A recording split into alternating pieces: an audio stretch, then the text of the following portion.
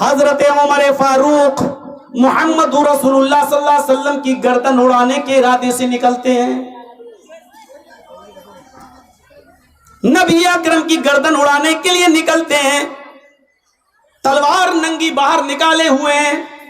ایک مسلمان صحابی ان کو راستے میں مل جاتے ہیں.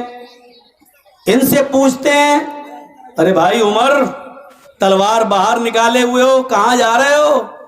آج تو چہرے پر بہت غصہ نظر آ رہا ہے. حضرت عمر نے کہا تمہارے نبی کو قتل کرنے جا رہا ہوں. محمد کی گردن کہو صلی اللہ علیہ وسلم, محمد کی گردن اڑانے کے لیے جا رہا ہوں. کہا اچھا؟ کہا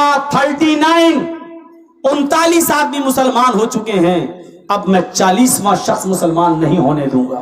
بہت ہو گیا, پانی حد سے زیادہ چڑھ گیا. اب محمد کو ہی قتل کر دوں گا, نہ رہے گا بانس نہ بجے گی بانسری. اس آدمی نے کہا محمد رسول اللہ کو بعد میں قتل کرنا. یہ صحابی تھے. کہا کہ نبی کو بعد میں قتل کرنا ہی ہے تو پہلے اپنی بہن اور اپنے بہنوئی کو قتل کرو. جا کر دیکھو تمہاری بہن بھی مسلمان ہو چکی ہیں اور تمہارا بہنوئی بھی اسلام لا چکا ہے, ایمان قبول کر لیا.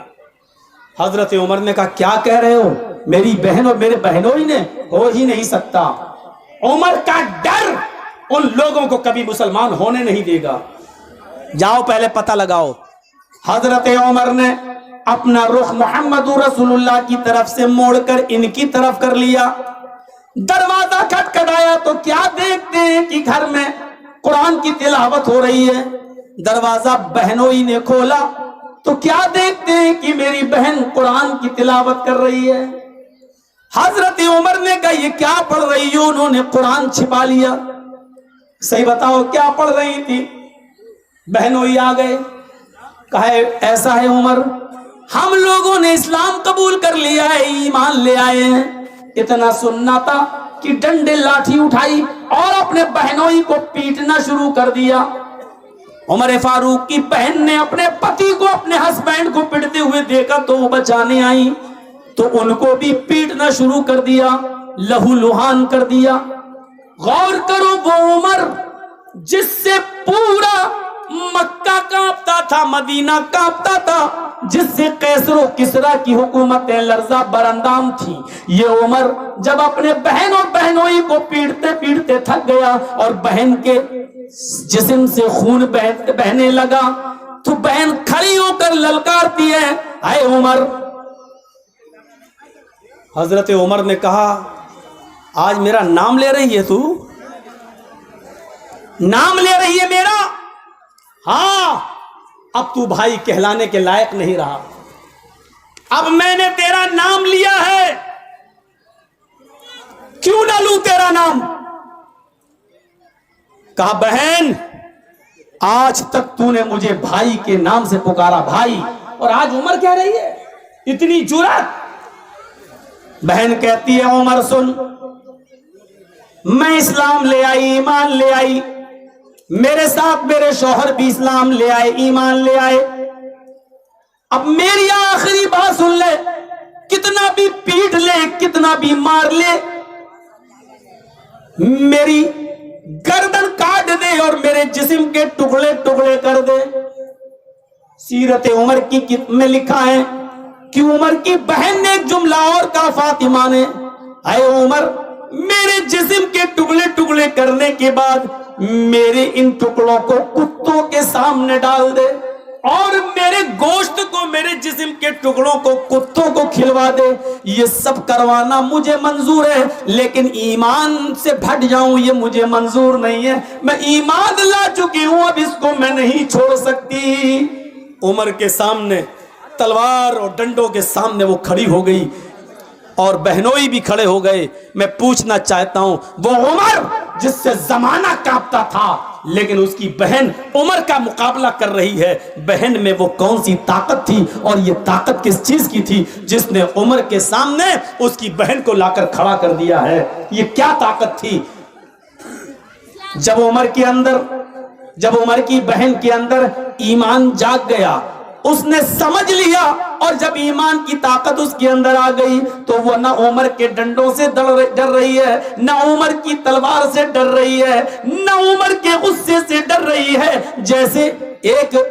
جیسے ایک پولیس والا جب جان لیتا ہے کہ گورنمنٹ ہمارے ساتھ ہے تو وہ کسی سے نہیں ڈرتا ہے، اسی طریقے سے اس بہن نے جان لیا کہ ایمان میری رگوں میں دوڑ رہا ہے، اللہ میرے ساتھ ہے، تو پھر اس کے دل سے خوف نکل گیا، اس کے دل سے ڈر نکل گیا۔ اب مجھے ڈرنے کی ضرورت نہیں ہے کیونکہ ایمان میری رگوں میں دوڑ رہا ہے۔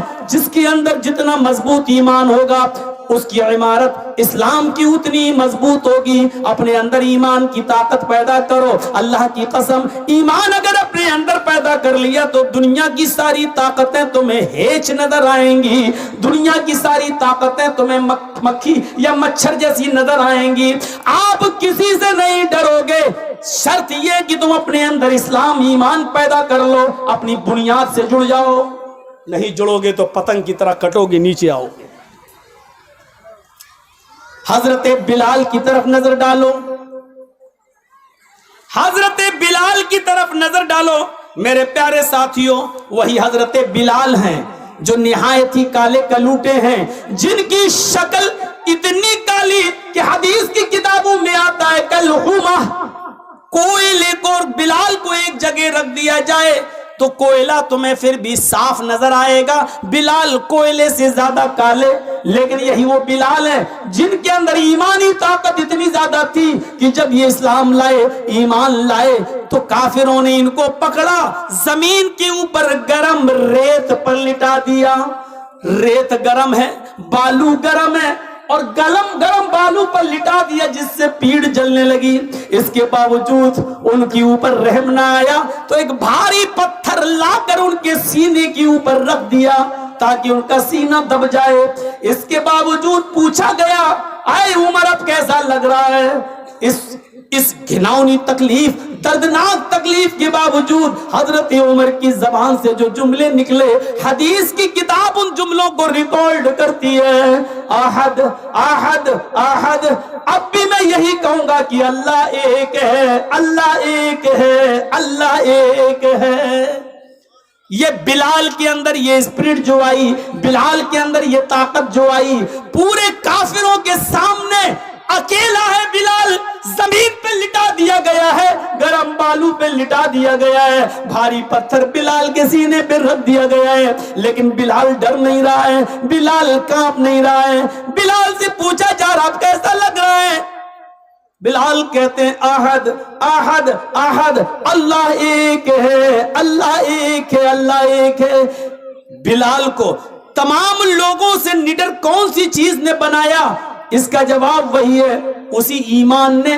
ایمان کی طاقت آپ اپنے اندر پیدا کر کے دیکھ لیجئے، پھر آپ دیکھیے کہ دنیا کی بڑی سے بڑی طاقتوں سے آپ لڑ جائیں گے، ڈرنے کا نام نہیں لیں گے۔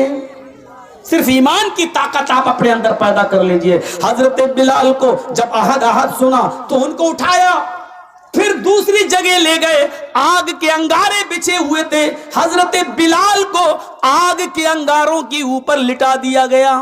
سننا بہت آسان ہے، سن لو گے، آگ کے انگاروں پر لٹا دیا جائے، سننا بہت آسان ہے، لیکن ایک انگارہ اپنے ہاتھ پر، آگ کا ایک انگارہ اپنے ہاتھ کی ہتھیلی پر لے کر دیکھو، آپ کو پتا چل جائے گا۔ حضرت بلال دیکھ رہے ہیں، جانتے بھی ہیں آگ پر لیٹیں گے تو انجام کیا ہوگا۔ آگ پر لٹا دیا گیا، ان انگاروں سے چربی پگھل گئی، پیٹ پگھل گئی، چربی کی، پیٹ کی چربی سے آگ اور بھڑک رہی ہے، بجھنے کا نام نہیں لے رہی ہے۔ اب پوچھا گیا بلال اب کیا کہتے ہو؟ کیا ایمان چھوڑا؟ ایمان سے رشتہ توڑا؟ بلال آگ کے انگاروں پر لیٹے ہوئے ہیں اور چیخ رہے ہیں، اللہ احد اللہ احد اللہ احد، اللہ ایک ہے، اللہ ایک ہے، اللہ ایک ہے۔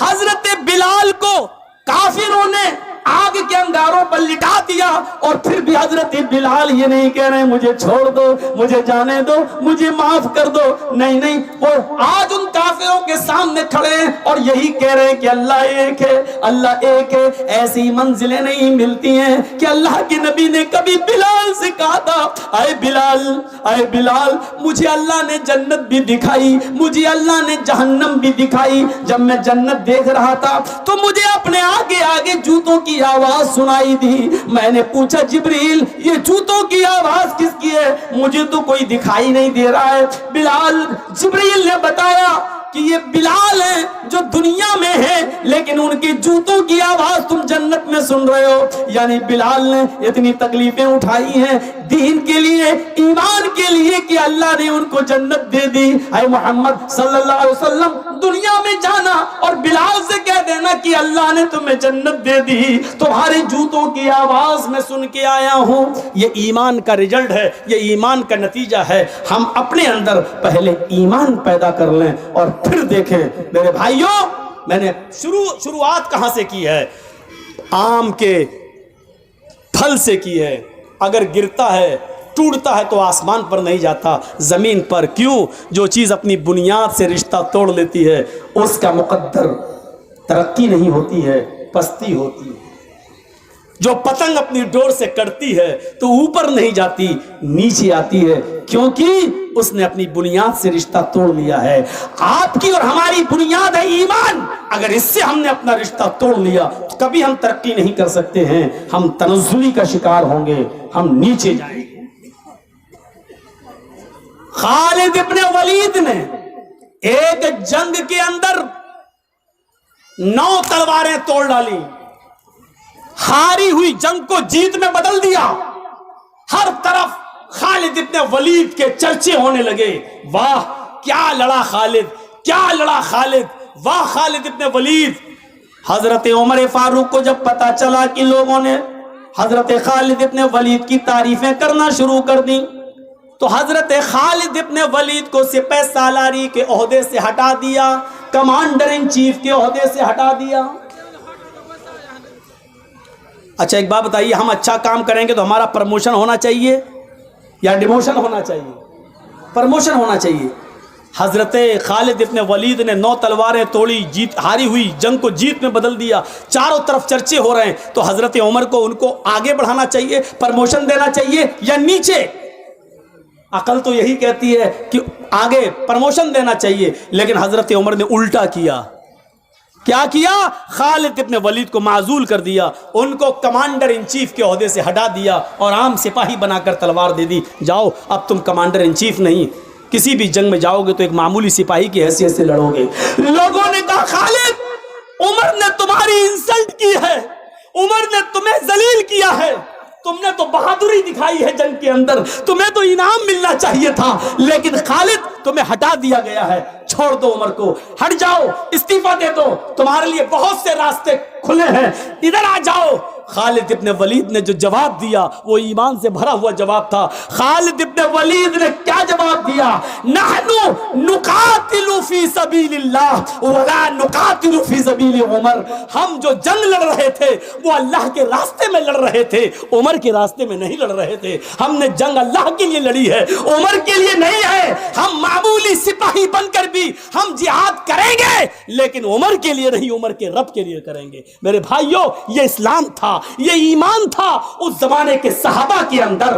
تم تو اپنے بھولے بھالے جو دور سے آئے ہیں، یہ مسلمان بھائی جو سننے کے لیے آئے ہیں، تم ان کو تکلیف دینے کے لیے ان کے سامنے کھڑے ہو گئے ہو، تم ان کے لیے مصیبت بنے ہو، تم اپنے بھائیوں کو راستہ نہیں دے سکتے ہو، ان کے لیے بیٹھ نہیں سکتے ہو، تم اسلام کے لیے اپنی جان کی قربانی کیا دو گے؟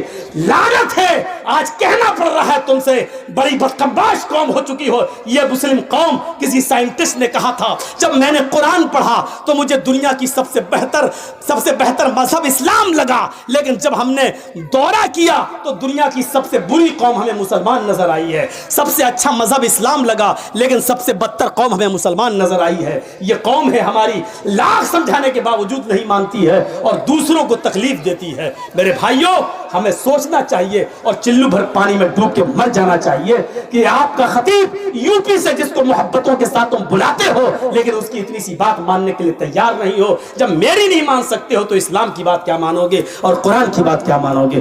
میرے بھائیوں، اس سے زیادہ میں کچھ نہیں بولوں گا، کچھ نہیں کہوں گا۔ زیادہ سے زیادہ اتنا باقی رہ گیا ہے کہ میں اپنا دامن اٹھا کر بھیک مانگ لیتا ہوں آپ سے کہ اللہ کے واسطے بیٹھ جاؤ. اب اس سے زیادہ ذلیل کر کے مت دکھائیے مجھے. میں نے بھیک مانگ لی ہے آپ سے, میں نے دامن اٹھا لیا آپ کے سامنے, اب اس سے زیادہ ذلیل مت کریے گا مجھے. بیٹھ جائیے بس, اس سے زیادہ اب ہم کچھ نہیں کہیں گے. آئیے, بڑی اچھی باتیں ہونے لگی ہیں. تو اب میں نے آپ کو بتا دیا ہے میرے بھائیوں, خالد ابن ولید کو لوگوں نے بہت بہکایا, ادھر آ جاؤ, ادھر آ جاؤ. یہاں تک کہ ان سے کہا گیا کہ ہمارے مذہب میں آ جاؤ, ہم تمہیں آدھے ملک کی حکومت دے دیں گے اور اپنی شہزادی کا نکاح بھی تمہارے ساتھ کر دیں گے. خالد ابن ولید کو بادشاہ نے آفر دے دیا, ہم آدھی ملکیت آدھی بادشاہت دے دیں گے اور اپنی شہزادی کا نکاح تمہارے ساتھ, شادی تمہارے ساتھ کر دیں گے. عمر نے تمہاری انسلٹ کی, لیکن خالد ابن ولید کا جواب سنیے میرے پیارے ساتھیوں. وہ جواب یہی تھا کہ نحن نقاتل فی سبیل اللہ ولا نقاتل فی سبیل عمر. میں نے جو جنگ لڑی ہے وہ اللہ کے لیے, اللہ کے راستے میں لڑی ہے, عمر کے راستے میں میں نے نہیں لڑی ہے. عمر نے مجھے گورنری یا کمانڈر ان چیف کے عہدے سے ہٹایا ہے.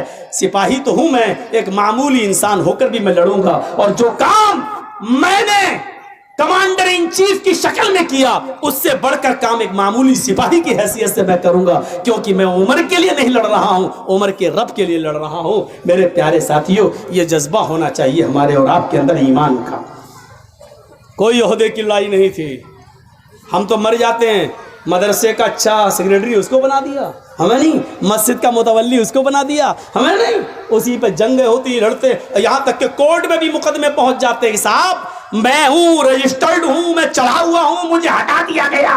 مسجدوں اور مدرسوں کے معاملات آج عدالتوں میں, اس سے بڑی شرم کی بات ہمارے لیے اور کیا ہو سکتی ہے. میرے پیارے بھائیوں, ہمیں غور کرنا چاہیے اپنے آپ پر, کیا ایمان سے ہمارا رشتہ جڑا ہوا ہے.